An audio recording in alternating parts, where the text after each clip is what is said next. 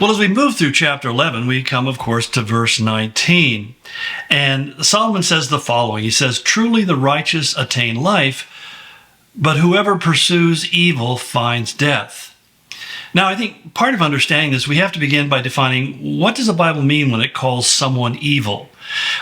We automatically know that we can add one consonant. We can put D in front of E, and we have devil.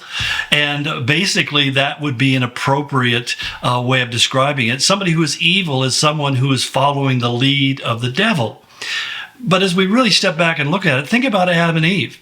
Eve followed the devil, and she ended up committing evil. What is evil? It's disobeying the commandments of God. It's choosing Satan's description of reality and rejecting God's description of reality. In other words, God's description of reality is what is true.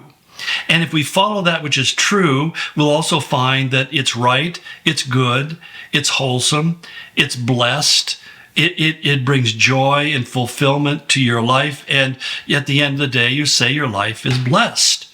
Now, if you choose to listen to the devil and buy into his definition of reality, then you'll find that evil will be the path. It's evil because you do it, but it's also evil because of its impact. In the case of Adam and Eve, the evil was in their death. First and foremost, they were sentenced to die. It was capital punishment for their sin and for everybody else's sin, like you and me as well. But also, it separated them from God. It created a break in that fellowship, whereas before they had walked in this intimate conversational way of life with God in the garden in the cool of the day. Suddenly they were no longer in the garden, and they were living by the sweat of their brow. So the first time they began to understand what hard work and survival were all about and how it was necessary for them to sweat and toil in order to survive. But secondly, they also lost that companionship. And those of us who are followers of Christ, we have had those moments maybe where we've gotten out of fellowship with God.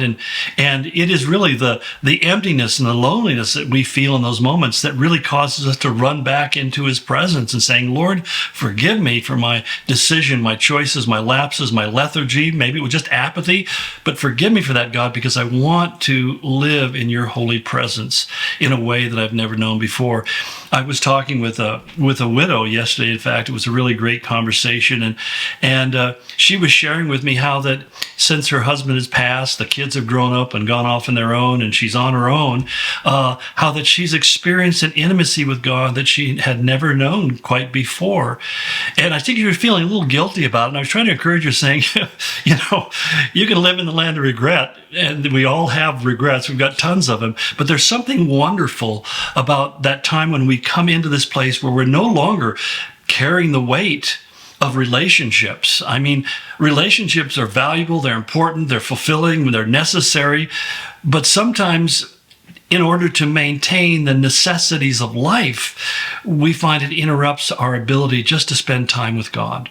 And so I was just trying to encourage her, saying, instead of looking back and feeling bad about saying, why wasn't I having this kind of intimacy with God in those days as I was raising family and being a wife?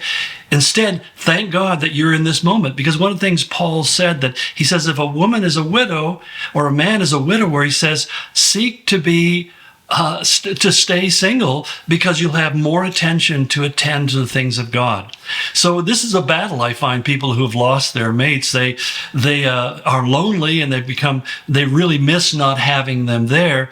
But there apparently is this dynamic that's available for closeness and intimacy with God, that he can kind of fill in that gap. Not that we stop missing or stop loving that person, but we realize that our separation is only temporary, and in the meantime, what God has given to us is a new focal point to our life.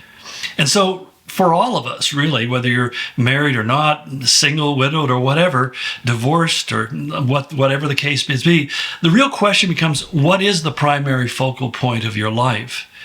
And I have to admit that now that I'm older and my family's all out of the home, it's just my wife and I, and the only thing we have to worry about is our puppy.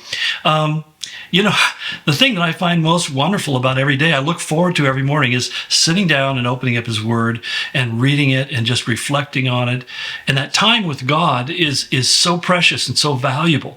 And I think the reason why God gives that to us, especially at the last part of our life, is He's trying to prepare us for eternity. Because in eternity, all we're going to do is spend our time with Jesus, and it's going to be overwhelmingly wonderful. And so I think God is really giving us, taking us through primary grade of experience where we can have that right here and right now.